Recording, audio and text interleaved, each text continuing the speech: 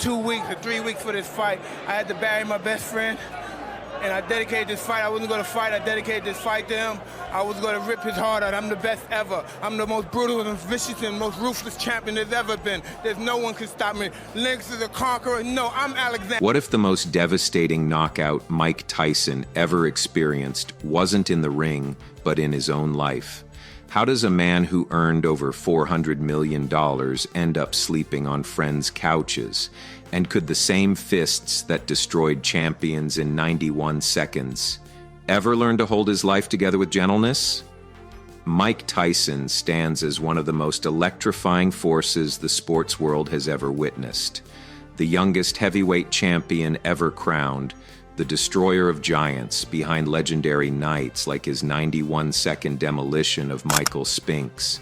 But behind the roar of crowds lay a life carved by shadows, and today at 59, the man who once shocked the planet faces a different battlefield filled with regrets, lingering traumas, and the kind of pain no opponent ever managed to knock out. Mike Tyson entered this world on June 30th, 1966, in Brooklyn's Fort Greene Hospital, born into a home already splintered by absence. His biological father, Purcell Tyson, vanished so early that Mike later said he had no memory of him at all. Another man, Jimmy Kirkpatrick, stepped briefly into the role but walked away when Mike was only 2. What remained was his mother, Lorna Tyson, fighting day and night to keep her 3 children afloat as poverty pressed against them. By the time he was 13, he had been detained nearly 40 times.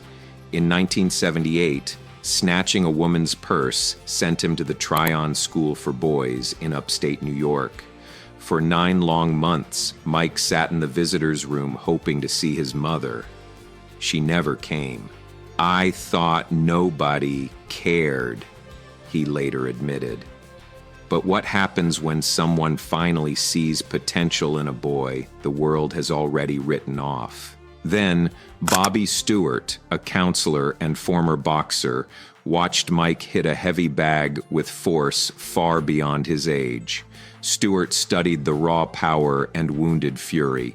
In that moment, he didn't see a troubled kid. He saw promise. He saw a spark worth saving. It was the first time in Mike Tyson's life that an adult didn't turn away.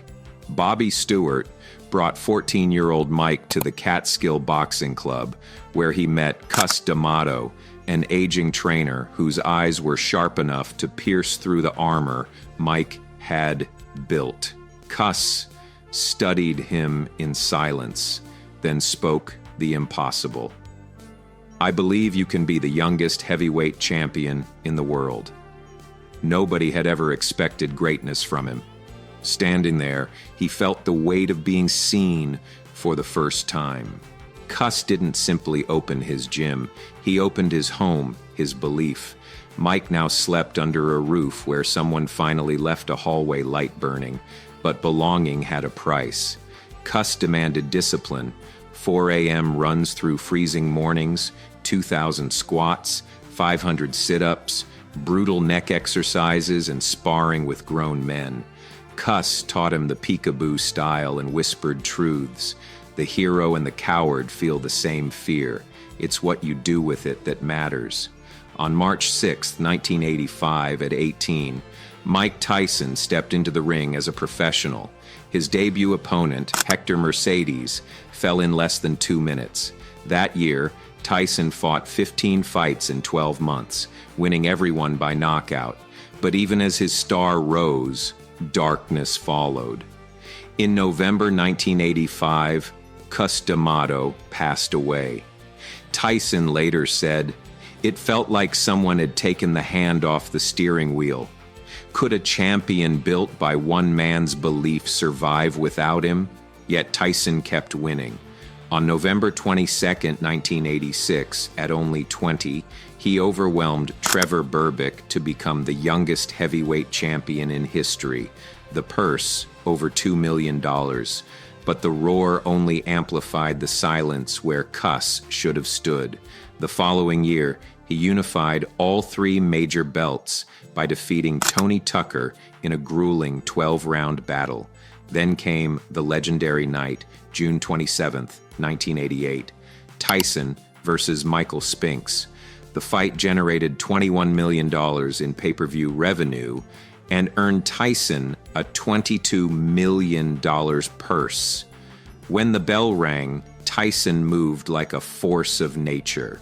91 seconds. That was all it took. Yet he whispered years later, "I just wished he could have seen it." When Jimmy Jacobs, his manager, passed away in 1988, Tyson said, "It felt like the lights went out for the second time. Into that emptiness stepped Don King. With Cuss and Jacobs gone, the moral compass slipped from his hands. I was a kid with too much power and nobody to tell me no," Tyson reflected. By early 1990, at 23, Tyson entered Tokyo undertrained and unfocused. Buster Douglas, a 42-1 underdog, sent Tyson to the canvas in round 10, the greatest upset in boxing history. "It felt like a dream I couldn't wake up from," he said. The descent deepened.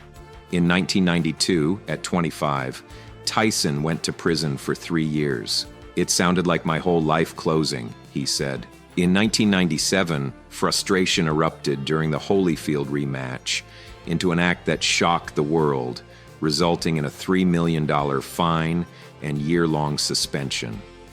By 2005, at 38, sitting on the stool against Kevin McBride, Tyson whispered, "I don't have it in my heart anymore." How does a man who had everything lose it all? By 2003, despite earning over $400 million, Tyson filed for bankruptcy, buried under $23 million of debt. Extravagance drained his fortune. Bengal tigers at $70,000 each, over 100 luxury cars, a $2 million gold bathtub, diamond watches worth $630,000. He sold his mansion to 50 Cent. Some nights he slept on friends' couches. At 40, stripped of everything, Tyson began to understand what Cuss had tried to teach him. A man's worth isn't measured by belts or fame, but by who he becomes when the world stops cheering. "I realized I couldn't keep blaming life," he said. "I had to change." Slowly, painfully, he rebuilt. Therapy replaced chaos. Routine replaced recklessness. When Tyson stepped onto Broadway in 2012 with Undisputed Truth, he spoke openly about loss, regret, and grief. The show became a cultural sensation, proving he could command a room with nothing but honesty. Today, at 59, Mike Tyson has rebuilt his life. His net worth sits between $25 to $30 million through his Hotbox and podcast, film appearances, book deals, and business ventures. His Las Vegas home features a private gym, meditation room, and tennis court built for his daughter Milan, who is rising in competitive tennis. His son Morocco brings him joy in everyday rituals. His marriage to Lakiha Kiki Spicer since 2009 remains his anchor. "Kiki loved me when I didn't love myself," Tyson says. Together, they've created a home built on effort, discipline, and mercy. Mike Tyson's greatest victory didn't happen under bright lights. It happened in the quiet decision to rise again. From the boy who loved pigeons to the champion who lost everything to the man who found himself, Mike Tyson reminds us that reinvention is always possible and healing is always worth the work.